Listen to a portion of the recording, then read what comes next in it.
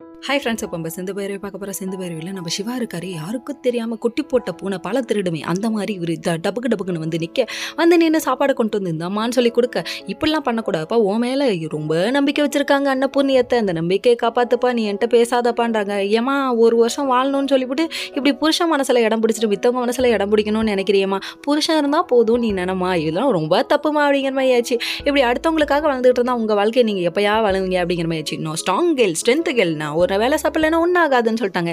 இந்த வீரப்புக்கு வந்துட்டு வெட்டி வீரப்புக்கு ஒன்றும் குறையில்ல அப்படிங்கிற மாதிரி ஆச்சு. மறுநாள் காலைல விடியுதுங்க. காலைல விடியறதுக்குள்ளே நம்ம சிவா ஒரு பக்கம் அங்கேருந்து வேலையிலேருந்து மறுபடியும் வர வந்ததுக்கப்புறமா பார்த்தா அவள் பொண்டாட்டி கஷ்டப்படுறத நினச்சி கொசு வலை போடுறாராமா. அடே, ஒரு கொசு வலையில் இப்படி கொண்டு வந்து பிரச்சனையை நிப்பாட்டுவீங்கன்னு நினைப்பிக்கலடா, ஒரு கொசு வலையில் குடும்பத்தை பிரித்து விடுவீங்கன்னு நான் நினைக்கலடா அப்படிங்கிற மாதிரி ஆச்சு. அதாவது சிந்து கஷ்டப்படுறாங்களேன்னு கொசு வலையை கொண்டு வந்து மாட்டேன். இதை பார்த்தோன்னே உன் ரூமில் வந்து கொசு வலையை திருடிட்டா அப்படிங்குது இந்த ஐஸு, இந்த வேலையை நீ பார்க்குற நீ அப்படிங்கிற மாதிரி ஆச்சு. இரு வீட்டுக்குள்ளே வந்தால் ஒன்றை முதல்ல காலி பண்ணுறேன் அப்படிங்கிற மாதிரி ஆச்சு.